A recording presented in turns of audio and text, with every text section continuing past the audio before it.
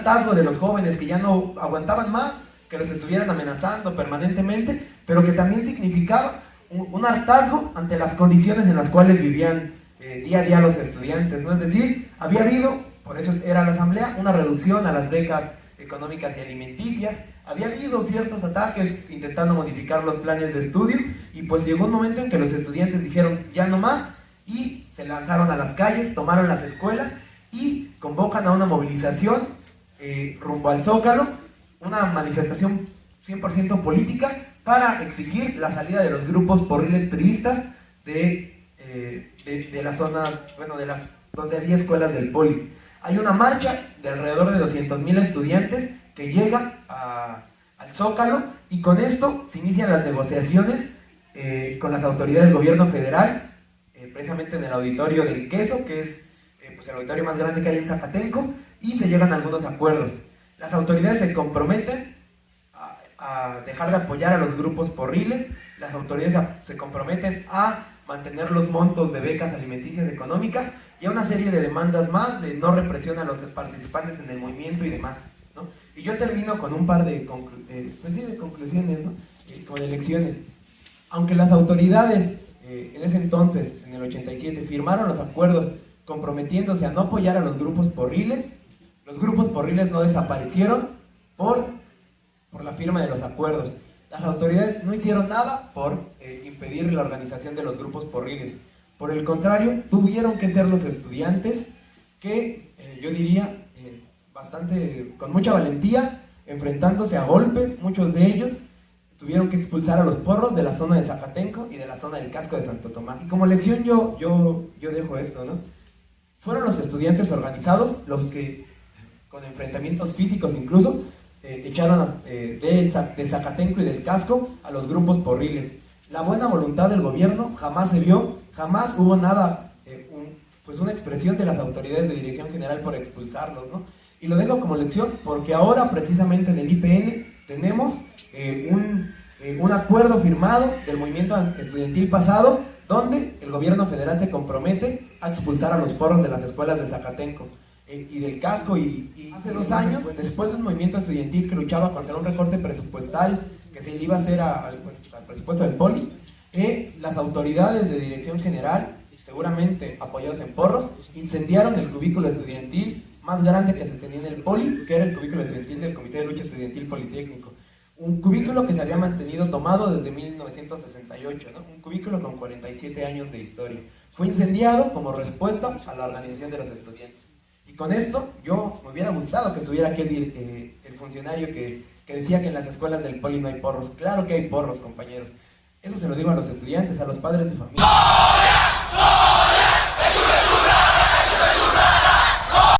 De Relaciones Internacionales de la UNAM, y también consejero técnico en esa dependencia. Como tal, pues yo les vengo a exponer prácticamente lo que ha sido en el término, digamos, de lo que son las huelgas, los paros, los movimientos estudiantiles, la propia experiencia de la universidad en el caso de 1999. Como ustedes sabrán, pues creo que es muy conocido este estallido del movimiento estudiantil en la UNAM en el 99, y no solo en ese año, ¿no? Digamos que en el antecedente, pues otros movimientos que también se derivan de las mismas imposiciones que han venido tanto de los rectores como del gobierno federal.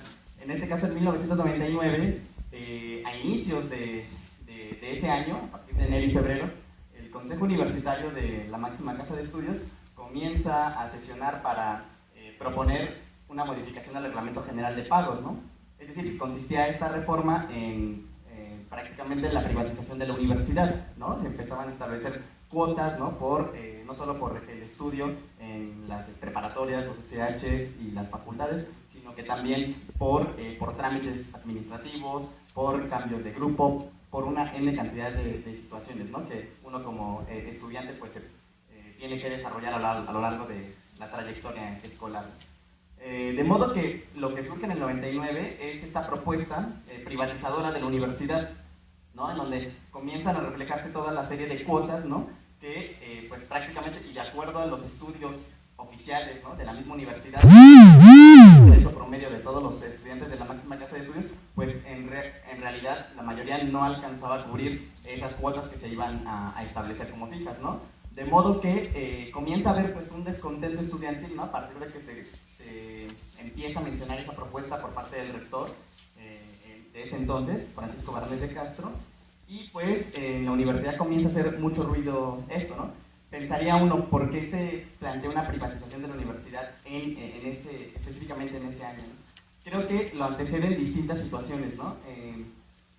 El hecho de que a partir de los 80 se impulsara este modelo neoliberal, ¿no? Que digamos es lo que va a venir a agudizar todas esas crisis, digamos, del MIS y a exponer las contradicciones del mismo sistema capitalista, pues se comienza a dar una ola privatizadora no solo en el sector educativo, sino también en el sector salud, entre otros sectores que se puede resumir un recorte presupuestal al gasto público, similar al que hoy estamos viviendo, que acaba de anunciar también Enrique Peña Nieto a principios de este año, ¿no? De modo que cuando se propone esta reforma al Reglamento General de Pagos, pues ya no hay marcha atrás, ¿no? Se impulsa con una gran fuerza de parte del Consejo Universitario, por supuesto de parte del rector, y lo que comienza a ver a crecer ese descontento, ¿no? Posteriormente, pues, los estudiantes agotan todos los mecanismos institucionales, ¿no? Para poder frenar esta iniciativa y, pues, no logran conseguirlo, efectivamente, porque sabemos que también las estructuras de la universidad, pues, son totalmente antidemocráticas, es decir, a través de las representaciones estudiantiles, ¿no? Y de los académicos es como se decide la vida académica de la universidad, ¿no? Y, por supuesto, la aprobación o modificación de todos sus reglamentos generales.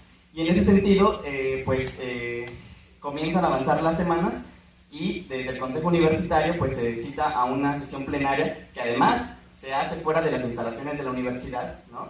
Precisamente porque existía todo ese descontento estudiantil y habían existido algunas manifestaciones, por supuesto, de estudiantes, ¿no? Que comenzaron a oponerse a dicha reforma. Entonces, de esta manera es como se impone, ¿no? En una sesión extraordinaria por parte del Consejo Universitario la imposición de este nuevo reglamento, ¿no? A pesar de que se contaba con más de 30 consejeros opuestos al mismo, aún así se aprueba, ¿no? Cuando se aprueba este reglamento es cuando la comunidad estudiantil y por supuesto también académicos, ¿no? Que participaron en este movimiento, pues deciden que no hay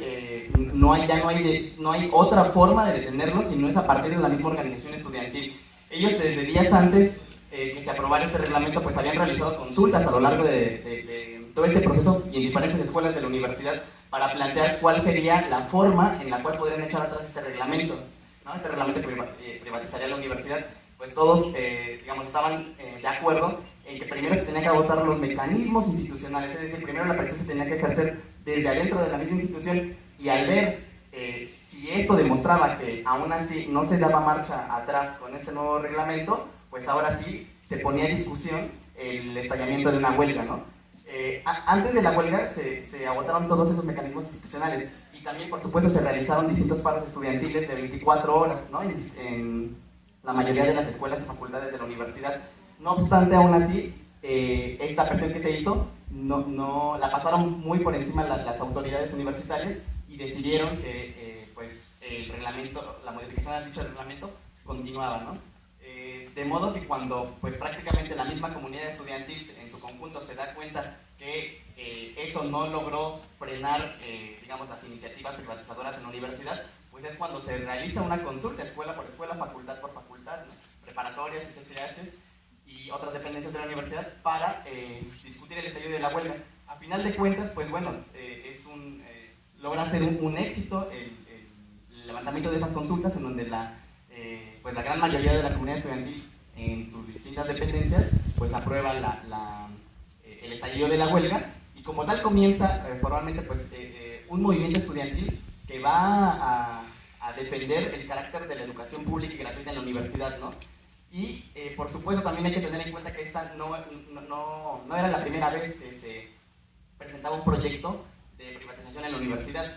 Lo antecede otras luchas en la universidad, el caso de 1987, que por supuesto también coincide con la lucha que aquí se da en el Politécnico a finales de ese año, justo por la misma situación, ¿no? Que el rector Jorge Carpizo imponía una reforma, ¿no? A partir de un programa de debilidades y aciertos de la universidad y en este prácticamente se ponía en discusión justo el cobro de cuotas, y es por esta misma situación que también tenemos que estalla una huelga estudiantil, ¿no? A partir de que en 1986 se propone dicho reglamento de fortalezas y debilidades de la universidad. Entonces, no era la primera vez, pero ¿qué pasaba en la década de los 90?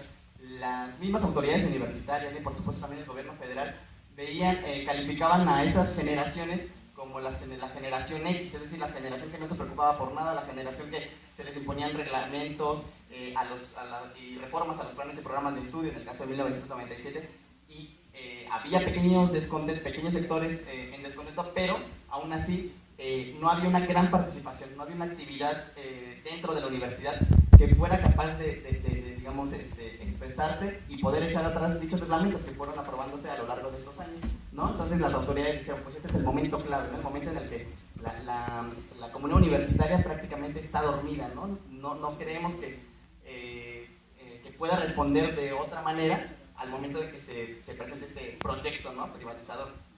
¿Cuál es la sorpresa? Pues que esa generación, ¿no? La generación X a la que ellos llamaban, a la que denominaban de esta forma, es la que comienza la defensa de la educación pública y gratuita en la universidad, ¿no? Y comienza a lanzar muchos cuestionamientos a la forma en la que se gobierna la universidad, la forma en la que se ejerce el presupuesto, la forma totalmente antidemocrática en la que se toman las decisiones en la misma. Y esto, por supuesto, al estallar este movimiento estudiantil, pues el movimiento se plantea demandas centrales, ¿no? 6 puntos son los que establecen a partir de todas las discusiones y asambleas que se realizan en todas las escuelas para ser la bandera que enarbolen, ¿no? frente al gobierno y, por supuesto, frente a la rectoría.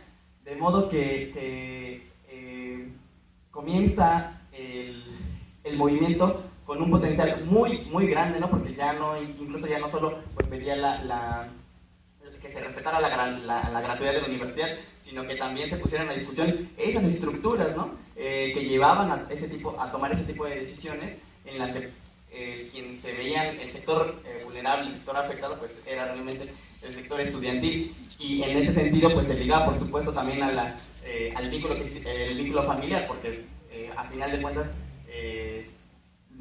son los estudiantes, pero con la colaboración de los padres de familia quienes pagan la educación, quienes pagan los recursos, ¿no? A lo largo de todo esto, de este tipo que se estudia en la universidad, estudiantado para defender, ¿no? Con garras la gratuidad en la universidad, ¿no? Que precisamente iba a dejar a muchos sectores fuera de la universidad, ¿no?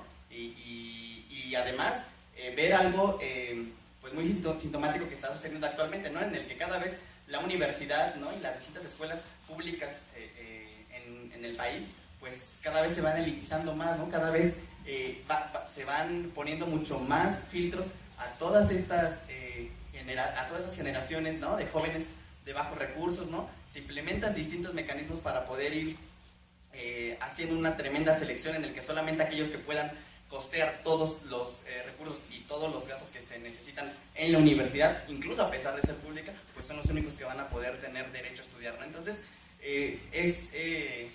esto es una de las reflexiones con las que nos podemos quedar de todos los aspectos positivos que se tienen cuando se produce un movimiento estudiantil, ¿no? De todo lo que se logra ganar, y por supuesto no se pueden dejar de lado esos balances, ¿no? Saber también las cosas positivas, las cosas negativas que se tuvieron, pero para poder crecer, para poder retomarlas como experiencia de otros movimientos, ¿no? Que vuelven a aparecer en años recientes, y en este caso pues lo que se produjo en el Politécnico, ¿no? Que yo creo que habría que aprender de todos esos errores y también aprender de las estrategias, por supuesto, que utilizan tanto las autoridades como el gobierno federal para poder frenar todas esas demandas, ¿no? Que se han logrado ganar, y que en el caso del Politécnico, como lo que es ahora el Congreso, que es una demanda que le arrancaron, ¿no? Que le sacaron ahora sí que a todas las autoridades, pues habría que aprender justo de esos procesos que se han vivido en movimientos estudiantiles anteriores para saber también cómo actuar frente a estas estrategias que se imponen desde las mismas autoridades, ¿no? Incluso utilizando a ciertos núcleos, ¿no? estudiantiles, pero para poder saber de qué manera se les puede rebasar, ¿no? Porque de qué es posible, y por supuesto siempre con organización estudiantil pero hay que tener en cuenta cuáles son las formas de poder rebasar esas estrategias para que puedan quedar ahora sí que todos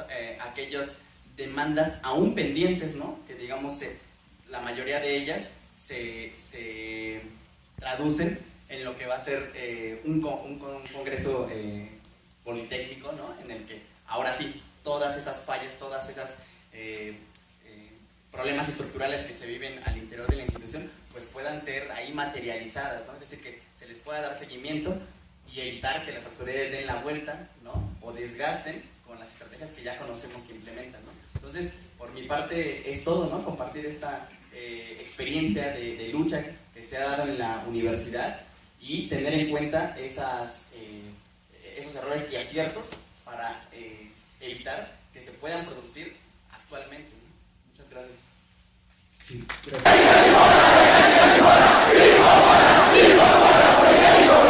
Decisiva a los derechos cívicos y de libre expresión del alumnado es que el artículo 56 al 60 se estipula que las autoridades tendrán todo el poder de sancionar cualquier alumno que incurra en un acto que afecte el buen orden del plantel. Incluso si las autoridades consideran que esto es algo que les afecte, ahorita llevar a cabo este foro, nosotros ya nos haríamos acreedores de una sanción, de la expulsión de la institución también. O sea, para que se vayan dando cuenta de que sí venía muy represor, venía a callar bocas. Y tenemos el caso de, citando el artículo 34, las acciones de vinculación que se lleve a cabo el instituto podrán generar ingresos adicionales como complemento de los recursos que recibe la federación con el objeto de fortalecer el desarrollo de actividades y apoyar la realización de nuevos proyectos. La pregunta aquí es, ¿estas nuevas actividades y proyectos tendrán injerencia en las unidades de aprendizaje o modificación de los planes de estudio? Nunca lo dijo. Entonces, se elimina el principio de que para tomar un cargo de directivo se deberá de ser egresado del IPN. También eso fue uno de los puntos que cambiaron. Y concretizando, se eliminan más de 56 artículos en beneficio de las autoridades y en contra de los alumnos y personal de apoyo, profesores e incluso hasta los egresados, porque también se manejaba que tenías que pagar una cuota si en dado caso, no sé, pones tu consultorio de dentista y pones el logotipo del Instituto Nacional Politécnico, vas a tener que pagar una cuota por el derecho a utilizar ese logotipo. Que vimos que el 24 de septiembre lo aprueban en la mañana. Entonces, ese mismo día empiezan las movilizaciones y se hace una convocatoria, una marcha para el día siguiente, día 25 de septiembre. Y pues el llamado fue tan grande que ustedes ya verán esa foto tan conmemorativa, que es donde vienen marchando los compañeros en las calles de Lindavista. Y es ahí cuando se empiezan a ver acciones, ¿no? Es ahí donde se decide entrar a dirección general, hablar con el abogado general del instituto, a que se abrogara este reglamento interno, pero pues ellos dijeron que no. Y es ahí cuando se empieza a dar forma a la Asamblea General Politécnica, porque ellos dicen que empiecen a pasar dos por el instituto. Entonces ahí, entre una mesa de negociación, por así decirlo, se llega a la conclusión de que ellos no lo van a echar para atrás y tenemos que ver de qué manera vamos a llevar a cabo esta acción, porque realmente nos venía a afectar a todos. Es cuando se lleva la primera Asamblea General Politécnica, esta duró más de 12 horas para ver a qué acuerdo se podía llegar, incluso la redacción del pliego petitorio que se entregó a las calles de Bucareli. Y pues ahí quería puntualizar un error que se tuvo como movimiento, porque desde el año del 87 pasaron más de 20 años donde ya no pudo participar o no quiso participar compañeros de esta unidad. Entonces se convoca una marcha para entregar el pliego petitorio el 30 de septiembre, y es ahí cuando sale Osorio Chong, ¿no? Sale a recibir. ¿Pero por qué sale a recibir? Bueno, yo lo veo desde varios puntos. Primero, porque éramos muchísimos compañeros que estábamos allí afuera. Los datos que avientan los periódicos oficiales dicen que más de 20,000. Los datos que manejábamos nosotros eran más de 50,000 compañeros que estábamos ahí. Entonces, empiezan a mandar a uno, mandan a otro funcionario. Nosotros vemos, bueno, estamos al frente del templete, pero de la parte de atrás pues era increíble, ¿no? Que nada más había 5 granaderos. Dices, órale, ¿qué está pasando, no? Entonces, no queremos que venga el funcionario, queremos que venga el secretario de gobierno y que nos dé aquí respuesta a lo que estamos pidiendo. Y pues ahí pasa el primer error, ¿no? Sale el secretario y no creímos que la comunidad iba a aplaudirle todo el discurso que estaba dando ahí. Nosotros, un segundo error como movimiento que tuvimos, que fue que muchos compañeros empezaron a creerse los medios de información que empezaron a sacar sobre que la marcha del 2 de octubre estaba programada para hacer con caos, con destrozos, que iba a haber represión por parte de las autoridades, y toda esa campaña de terror que se metió para no marchar el 2 de octubre. Entonces ese fue un error, compañeros. El error fue que la participación fue muy baja por parte de todo el Politécnico, cuando en años anteriores se ha marchado con un gran número de contingente por parte de varias escuelas. Las nuevas generaciones que van a entrar, tenemos que decirle, mira compañero, cuando pase una situación así, nosotros que estuvimos ahí tuvimos que hacer esto, para evitar caer en los mismos errores. Y bueno, pues ya el 5 de diciembre se lleva a cabo la firma de acuerdos tras sesiones tan largas y pesadas en las mesas de diálogo, y el 12 de diciembre empiezan a entregar instalaciones, menos las ESCAS, por una situación de un homicidio por el cual pasó la ESCA Santo Tomás, que se desconoce el móvil, y fueron solidarios con la causa. Entonces es cuando el 15 de diciembre las ESCAS son las últimas en entregar las instalaciones. En especial la última con la cual tuve mucha participación, la ESCA Tepepan, fue la última escuela en entregar instalaciones, ¿no? Bueno, y esto es una cronología para reflexionar y analizar aciertos y errores que tuvimos como movimiento, y cómo es que ahí en la firma de acuerdos llegamos al Congreso Nacional Politécnico, que fue lo que se pidió desde el primer pliego petitorio para hacerle modificaciones a la ley orgánica y de aquí democratizar el instituto. Con esto termino mi participación. Cedo la palabra al compañero Nahum, que nos va a hablar del Congreso del 90 en la UNAM, las dificultades que tuvo, y esto va a ser para que tengamos en cuenta, porque como ya lo vimos, muchas luchas estudiantiles se parecieron mucho a lo que nosotros pasamos. O sea, los compañeros de la UNAM pasaron por la aprobación de reglamentos, consejo técnico, que era quien los aprobó, las dificultades que sobre todo tuvieron que ganar la opinión pública para llevar a cabo el movimiento y fortalecerlo, que duró 9 meses. ¿No? Cedo la palabra. Gracias.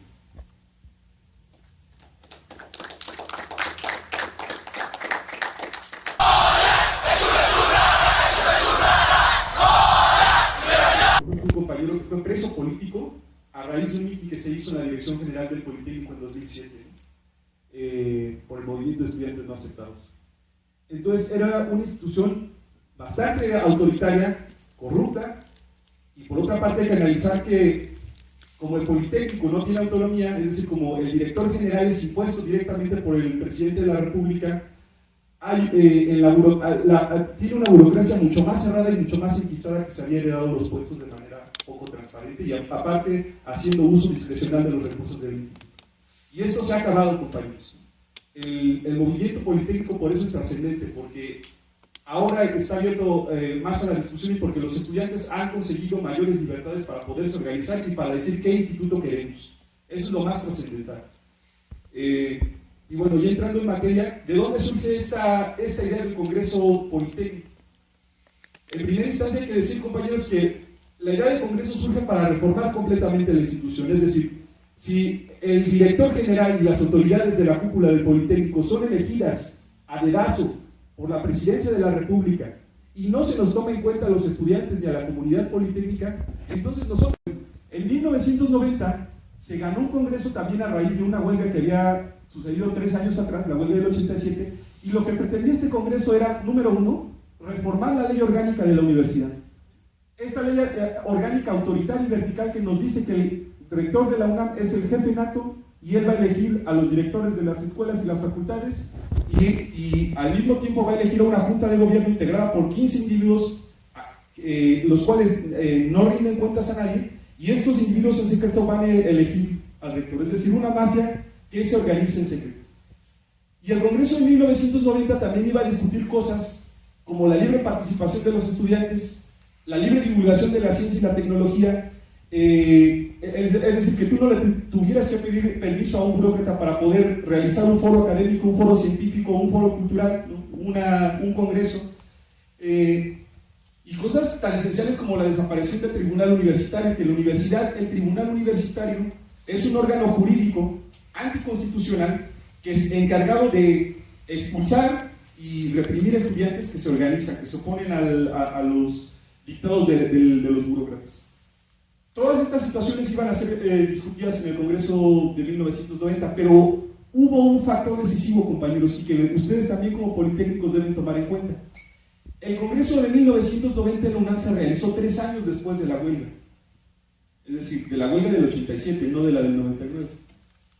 3 años después, imagínense, un movimiento estudiantil de masas, como el que aquí hubo el año pasado, es capaz de orillar a las autoridades a ceder a las demandas de los estudiantes y de los profesores, siempre y cuando tome medidas de presión, ¿no? Salga a las calles, se manifieste, tome las escuelas en este caso. Pero si no es el caso que un movimiento no hace medidas de presión, pues las autoridades ni nos escuchan, compañeros. Las autoridades siguen en su situación. El Politécnico especialmente es una escuela donde el problema del porrismo era una situación del diario en las vocacionales, en muchas escuelas, compañeros. Y bueno, la situación es que después de 3 años ya no existe ese movimiento que había tomado las escuelas, que se habían manifestado en las calles, y por lo tanto es otra correlación de fuerzas la que impera.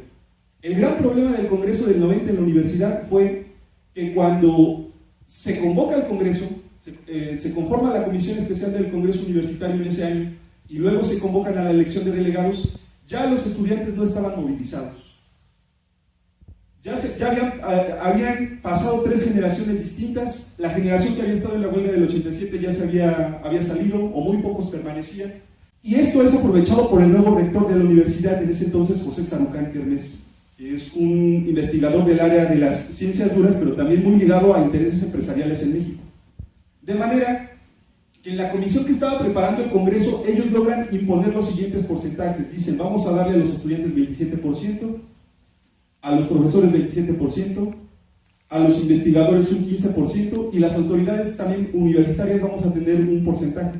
Y los estudiantes cuestionaban por qué la burocracia universitaria, por qué las autoridades deben tener un porcentaje especial de representación, si finalmente para ser autoridad tú necesitas ser profesor. Es decir, las autoridades estaban representando 2 veces. ¿Qué ocurrió al final?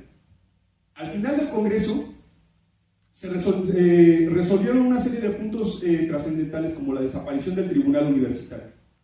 Pero finalmente la rectoría decidió no implementar ninguno de los acuerdos que el Congreso había resuelto. Ninguno, compañeros. Ni siquiera los más mínimos. Y el resultado de ello fue una desmoralización en las fuerzas del movimiento estudiantil que abrieron un periodo de reacción y que permitieron 3 años más tarde a las autoridades desaparecer 2 de los 4 turnos del CCH, del Colegio de Ciencias y Humanidades, implementar el examen del Ceneval, de la Comipex, Comisión Metropolitana de Instituciones de Educación Superior, que realiza el examen para ingresar al bachillerato y a la licenciatura, el Ceneval, y más tarde implementaron lo que mencionaba Martín, que es la situación de las reformas del 97. Es decir, el resultado del Congreso no fue reformar democráticamente a la universidad, fue lo contrario, porque aparte las autoridades tuvieron la correlación de fuerzas necesaria. ¿A dónde va el Congreso Politécnico? Eso es algo que hay que preguntarnos, compañeros. En primera, se está conformando una comisión especial que va a conformar la comisión organizadora del Congreso Politécnico. Pero hay que mencionar algo, compañeros. ¿Ya cuántos meses pasaron desde la huelga, desde que se levantó la huelga en el Politécnico? Estamos hablando de 3 o 4 meses, ¿no? Eso es un peligro.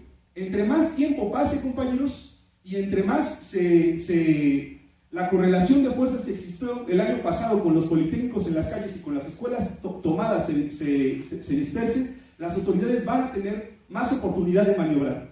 Y también hay que agregar otro factor, que no es coincidencia, ¿no? Quienes son los principales asesores de las autoridades politécnicas ahorita son personas de la universidad que estuvieron en el Congreso del 90. Eso poco lo saben, compañeros. Dos nombres. Fernando Serrano Migallón fue abogado general de la universidad y también participó como delegado del Congreso del 90. Y otro personaje también clave que estuvo en la mesa de diálogo en el auditorio de Zacatenco el año pasado, que se llama Salvador Malo. Estos dos personajes saben perfectamente cómo operó el Congreso. Entonces, factor número uno, mientras más pase el tiempo, las autoridades van a poder pedir más largas, porque aparte, cuando varias escuelas estaban movilizando, y esa es una cuestión que pues, yo pude observar dando seguimiento a las noticias, que varias escuelas estaban pidiendo la renuncia de directores que antes del paro habían amenazado con reprimir a los estudiantes. ¿Qué fue lo que dijo el director general de esta institución, Estefan? Dijo, no, pues espérense, ¿no? Espérense porque finalmente todo eso lo vamos a arreglar en el Congreso y van a haber instancias en las que ustedes van a poder orientar sus peticiones. Bueno, lo que está haciendo en realidad ahí las autoridades, compañeros, es esperar a que el movimiento se disperse, a que los estudiantes se desmoralicen, ¿no?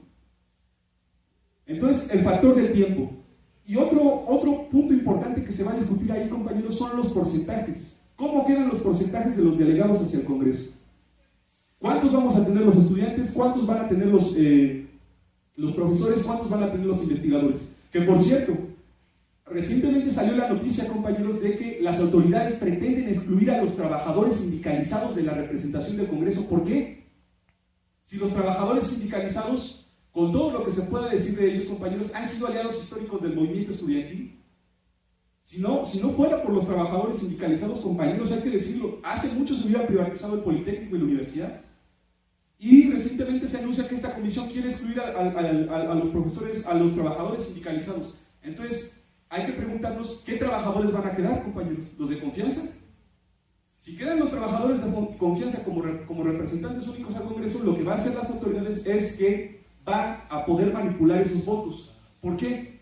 Porque desgraciadamente los trabajadores y los profesores que tienen una sola materia están a expensas de que los puedan despedir si no acatan las órdenes de las autoridades. Es decir, el sector estudiantil es por naturaleza el más rebelde y el que puede decirle no a la autoridad y el que autónomamente sí se puede enfrentar en una discusión de tú a tú con las autoridades. Pero no así los trabajadores de confianza y otros sectores. Entonces, ese es otro factor, compañeros, los porcentajes, cómo van a quedar. Y otro elemento que no se debe dejar de lado es que el Congreso debe ser resolutivo. Es decir, lo que resuelva el Congreso debe implementarse directamente en el Politécnico. No puede quedar como nos pasó en 1990, que se resolvieron muchas cosas y al final el rector dijo, pues esto sí me conviene que se aplique, esto no, esto sí. Y el resultado fue pues un retroceso en todos los ámbitos. Además, hay que decir, compañeros, ya para cerrar, que en 1990 el proceso que vivía la universidad coincide con el ascenso del salinismo, del sexenio de Carlos Salinas de Gortari. Como ustedes quizá no recuerden, porque quizá yo era un niño, quizá todos ustedes apenas nacían o ni siquiera habían nacido. El sexenio de Carlos Salinas fue el más voraz en cuanto a privatizaciones, en cuanto a contrarreformas en la Constitución, en cuanto a la privatización del Ejido, la entrega de Teléfonos de México, la privatización de Altos Hornos, el despido y el atentado contra muchos de los derechos democráticos y laborales de los trabajadores. Y eso en la universidad también generó una situación de desmoralización y de despolitización. Y ahorita, ¿qué tenemos, compañeros? Ahorita también tenemos una ofensiva. Yo diría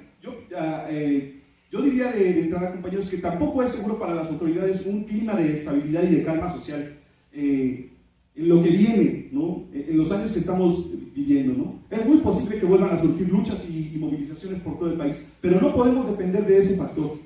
Compañeros, no hay que hacer fetiche del Congreso.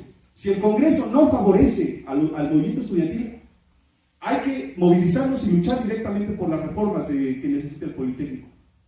Si el Congreso puede ser un espacio para luchar y para conseguir cosas, perfecto, hay que luchar, hay que utilizar, hay que movilizarnos para ganar los delegados, pero si no, compañeros, hay que hacer un lado del Congreso y hay que luchar directamente por la transformación democrática de este instituto. Ese es el mensaje final que a mí me gustaría dejar, que hay que estudiar y hay que aprender, como bien decía Martín, como bien decía el compañero Mar, de las experiencias del pasado para no volver a repetirlas. Gracias. Gracias.